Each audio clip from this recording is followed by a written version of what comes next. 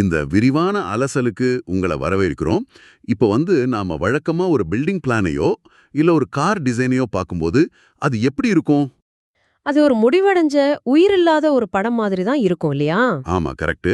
ஒரு கோட்டைய வரைஞ்சா அது அப்படியே நிரந்தரமா அந்த பேப்பர்ல இருக்கும். ஆனா அந்த வரைபடமே உயிருடன் இருந்தா எப்படி இருக்கும்ல என்னைக்காவது யோசிச்சிருக்கீங்களா? உயிருடன் இருக்கிற வரைபடம்னா நீங்க எதை மீன் பண்றீங்க? அதாவது நீங்க வரைகிற ஒரு கோடு சுவாசிச்சா சூழ்நிலைக்கு ஏத்த மாதிரி தன்னைத்தானே மாத்திக்கிட்டா எப்படி இருக்கும்? அத பத்தி தான் இன்னைக்கு நாம விரிவா அலச போறோம். ஓ, கண்டிப்பா. நம்மளோட இன்றைய தகவல் ஆதாரம் ட்ரீம் ஆஃப் ஒர்க்ஸ் நிறுவனத்தோட பாராமெட்ரிக் டிசைன் எக்ஸலன்ஸ் அப்படிங்கிற ஆவணங்கள் தான். ஆமா, இந்த டாக்குமெண்ட்ஸை நான் படிச்சப்போ பில்டிங்ஸையோ இல்ல ஒரு பொருளையோ நாம எப்படி உருவாக்குறோம் அப்படிங்கிற என்னோட அடிப்படை பார்வையை உடைஞ்சிருச்சுன்னு தான் சொல்லணும். குறிப்புக்கு, அதாவது ஒரு ஸ்மார்ட் ரெசிபிக்கு ஒப்பிடலாம். ஸ்மார்ட் ரெசிபியா? அது எப்படி? இப்போ நீங்க ஒரு கேக் செய்றீங்கன்னு வச்சுக்குவோம். திடீர்னு கேக்ல சர்க்கரையோட அளவை மட்டும் கொஞ்சம் அதிகமாக்குறீங்க. சரி. அந்த ஒரு சின்ன மாற்றத்துக்கு ஏத்த மாதிரி தானாகவே மாவோட அளவும் மாறி ஓவனோட வெப்பநிலையும் ஆட்டோமேட்டிக்கா குறைஞ்சு பேக்கிங் டைம் தன்னைத்தானே சரி செஞ்சுக்கிட்டா எப்படி இருக்கும்? அட, கேட்பதற்கே ரொம்ப நல்லா இருக்கே. அதுதான் இந்த பாராமெட்ரிக் டிசைன்.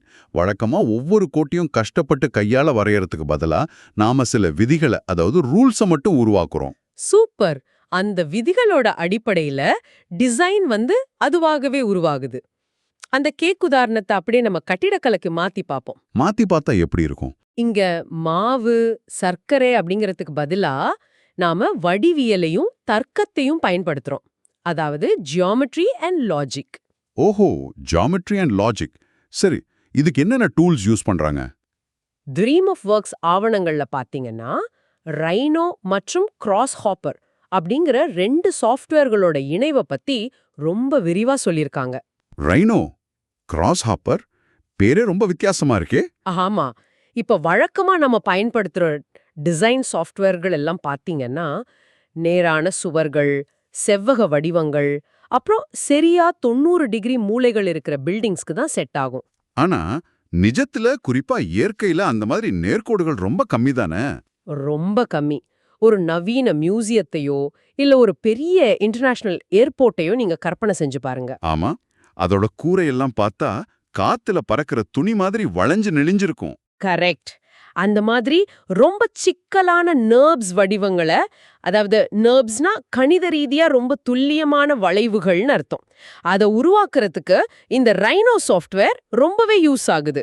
ஓ, அப்ப ரைனோங்கிறது அந்த வளைவுகள் எல்லாம் வரைகிற ஒரு டிஜிட்டல் போர்டு மாதிரி செயல்படுதா?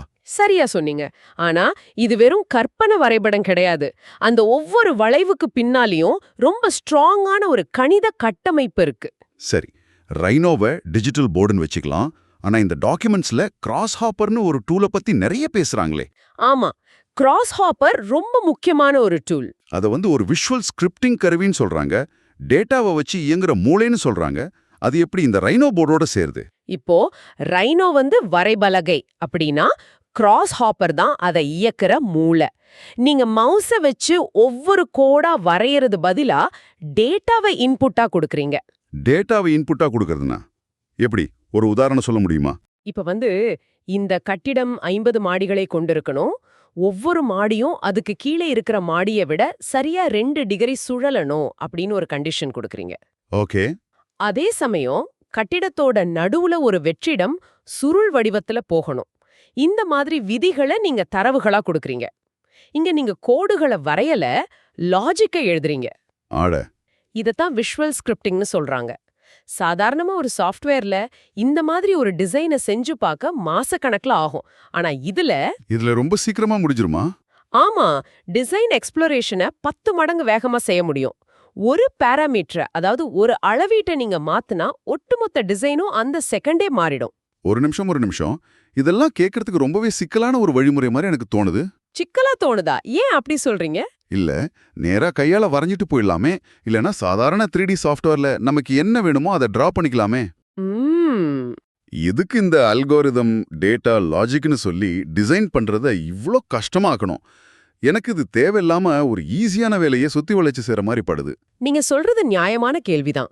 வெளியில இருந்து பார்க்க அப்படிதான் தோணும். ஆனா ஒரு நிஜ உலக பிரச்சனைய நீங்க கற்பனை செஞ்சு பாருங்க. சரி சொல்லுங்க. நீங்க கையாலேயோ இல்ல சாதாரண சாஃப்ட்வேர்லயோ அந்த 50 மாடி வளைஞ்ச கட்டிடத்தை டிசைன் பண்ணி முடிச்சிட்டீங்க.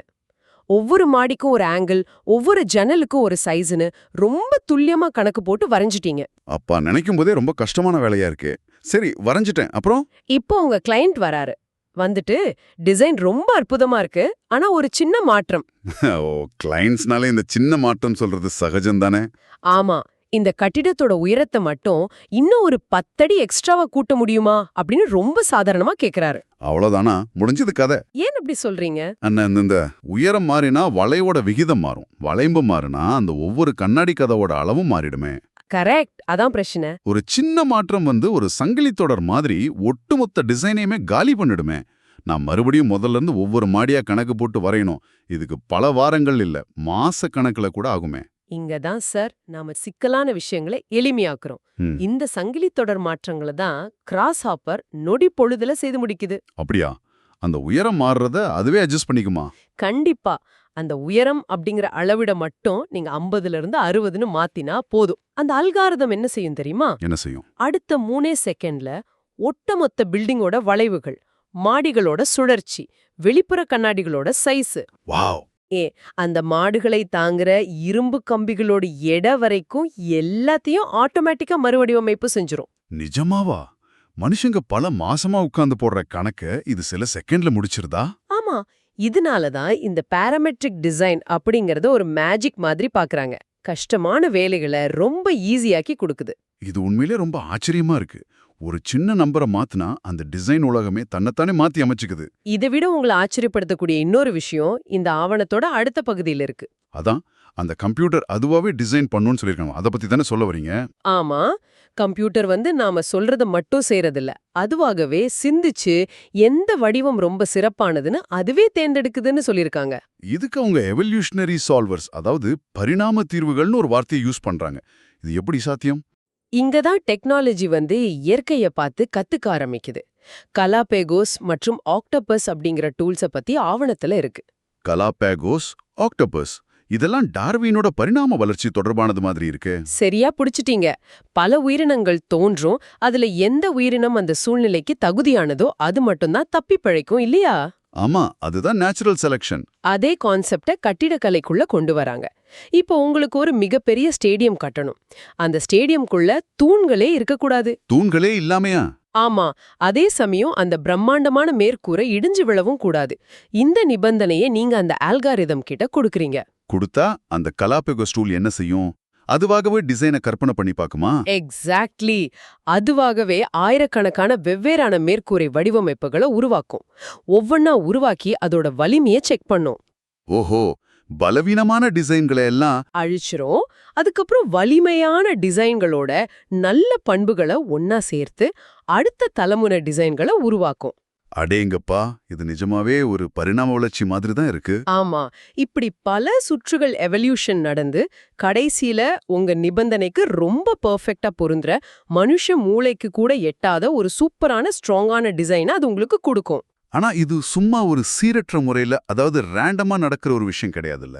கிடையவே கிடையாது. இது ரொம்ப துல்லியமான இயற்பியல் விதிகளை வச்சுதான் நடக்குது.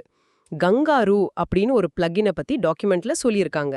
கங்காரு பிளகின் அது என்ன பண்ணும்? அது கிராவிட்டி, காத்தோட அழுத்தம், இழுவிசை, இந்த மாதிரி நிஜ உலகத்துல இருக்கிற பிசிக்ஸ் ரூல்ஸ அந்த அல்காரிதம்குள்ள கொண்டு வருது.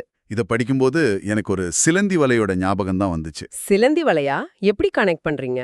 இப்போ ஒரு சிலந்தி தன்னோட வலைய 2 செவுத்துக்கு இடையில கட்டுதுன்னு வச்சுக்கோங்க. அந்த ஒவ்வொரு நூல்லையும் இருக்கிற இழுவிசைய அது ரொம்ப கரெக்டா பேலன்ஸ் பண்ணும். ஆமா, எந்த இடத்துலயும் வலை தொய்வா இருக்காது. எக்ஸாக்ட்லி. அதே மாதிரி ஒரு வேலையை தான் இந்த கங்காரு டூலும் செய்தான். 100% கரெக்ட். சிலந்தி எப்படி இயற்கையாவே அந்த பேலன்ஸ கண்டுபிடிக்குதோ அதே மாதிரி இந்த அல்காரிதம்களும் பில்டிங்கோட சுமைய சமநிலைப்படுத்துது. வேற என்னென்ன டூல்ஸ் எல்லாம் இதுல யூஸ் பண்றாங்க? கேரம்பா 3D அப்படின்னு ஒரு டூல் இருக்கு. அதை வச்சு இந்த ஷெல் ஸ்ட்ரக்சர்ஸ்னு சொல்லுவாங்க. அதாவது முட்டை ஓடு மாதிரி ரொம்ப மெல்லிய ஆனா ரொம்ப ஸ்ட்ராங்கான மேற்கூரைகள். அதோட வெயிட் தாங்குற திறனை அனலைஸ் பண்ணுவாங்களா? ஆவா, எந்த இடத்துல அழுத்தம் அதிகமா இருக்கோ அங்க மட்டும் இரும்போட தடிமனை கூட்டிட்டு தேவையில்லாத இடங்கள்ல மெட்டீரியலை குறைச்சிருவாங்க. ஓ, அப்ப நிறைய பணம் மிச்சமாகும்ல. கண்டிப்பா, பல லட்ச ரூபாய் மதிப்புள்ள பொருட்கள் மிச்சமாகும்.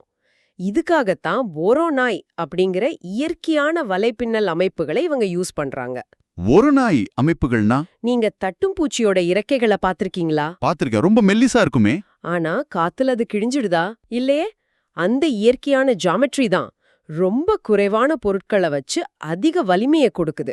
வாவ், கம்ப்யூட்டர் வந்து இயற்கை கிட்ட இருந்து இன்ஜினியரிங் பாடம் படிக்குது அப்படிங்கறது நம்பவே ரொம்ப கஷ்டமா இருக்கு. ஆனா ஒரு பில்டிங் எவ்ளோ ஸ்ட்ராங்கா இருக்கு அப்படிங்கறத தாண்டி அது எந்த ஊர்ல எப்படிப்பட்ட கிளைமேட்ல கட்ட போறோம் அப்படிங்கறதும் ரொம்ப முக்கியம் இல்லையா? ரொம்ப ரொம்ப முக்கியம். இப்ப பாலைவனத்துல கட்டுற ஒரு கட்டிடமும் ரொம்ப குளிரான பனிப்பிரதேசத்துல கட்டுற கட்டிடமும் ஒன்னா இருக்க முடியாது. இது அந்த ஆவணத்துல பெர்ஃபார்மன்ஸ் ட்ரிவன் டிசைன், அதாவது செயல்திறன் உந்துதல் வடிவமைப்புன்னு சொல்றாங்க. இது எப்படி வேலை செய்யுது? இன்னைக்கு இருக்கிற சூழ்நிலையில இது ரொம்ப அவசியமான ஒண்ணு. ஒரு பில்டிங் பார்க்கிறதுக்கு அழகா இருந்தா மட்டும் பத்தாது. அது வெயிலையும் காத்தையும் எப்படி சமாளிக்குதுங்கிறது ரொம்ப முக்கியம். அதுக்கு ட்ரீம் ஆஃப் ஒர்க்ஸ் என்ன பண்றாங்க? இது சாத்தியமாக்குறதுக்கு அவங்க லேடிபர்க், ஹனிபி அப்படிங்கிற டூல்ஸை யூஸ் பண்றாங்க. நீங்க ஒரு பில்டிங்கை டிசைன் பண்ண ஆரம்பிக்கும் போதே அந்த ஊரோட கடந்த 10 வருஷ வானிலை ரிப்போர்ட்டை இந்த அல்காரிதம்குள்ள இன்புட்டா கொடுத்துடலாம். அப்படியா? அப்ப எந்த மாசத்துல எந்த நேரத்துல சூரியன் எந்த ஆங்கிள் அடிக்கும்னு அதுக்கு தெரிஞ்சிடுமா? ஆமா, காத்தோட வேகம் எப்படி இருக்கும் அப்படிங்கிற முழு டேட்டாவும் அந்த அல்காரிதம்க்கு தெரிஞ்சிடும். இதை கேட்கும்போது எனக்கு ஒரு சந்தேகம் வருது. கேளுங்க. இப்ப நான் ஒரு டிசைனை கிரியேட் பண்ணிட்டேன். இந்த வெதர் டேட்டாவை வச்சு என் பில்டிங்குக்குள்ள எவ்வளோ வெயில் அடிக்கும்னு கம்ப்யூட்டர் எனக்கு சும்மா கணக்கு போட்டு காட்டுமா? கணக்கு போட்டு காட்டுறது மட்டும் இல்ல, அந்த வெயில தடுக்கிற வேலையும் அதுவே செஞ்சிடும். அதுவே செஞ்சிடுமா? எப்படி?